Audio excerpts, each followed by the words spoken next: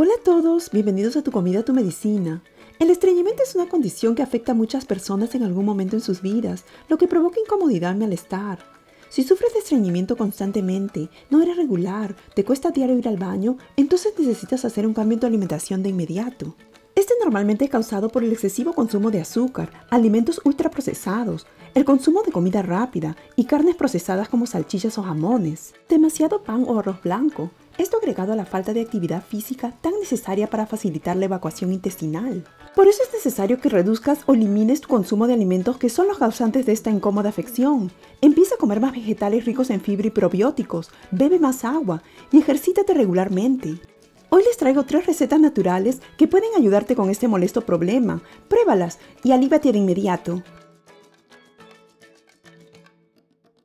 Este té actúa como un laxante natural suave, te ayuda a combatir el estreñimiento y mejora el tránsito intestinal.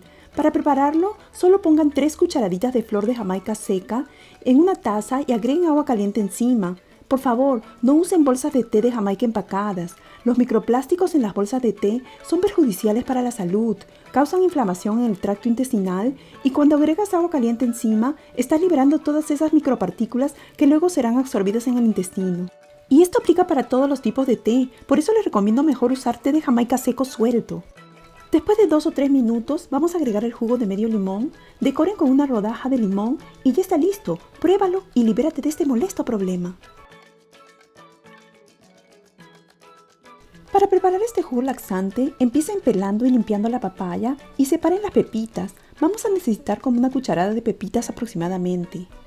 Las pepas de la papaya mejoran la digestión y ayudan a eliminar toxinas, así que este es un ingrediente importante en este jugo laxante, no las boten.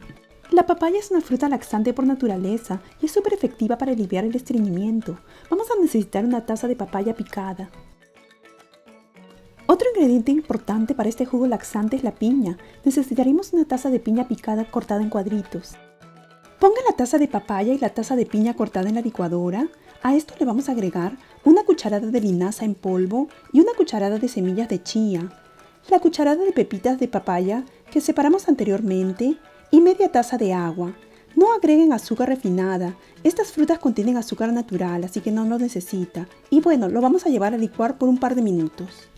Tómalo en ayunas y verás qué efectivo es, y puedes estar seguro que recibirás en pocos minutos esa necesaria llamada. Esta última receta puedes prepararla si tienes un severo caso de estreñimiento.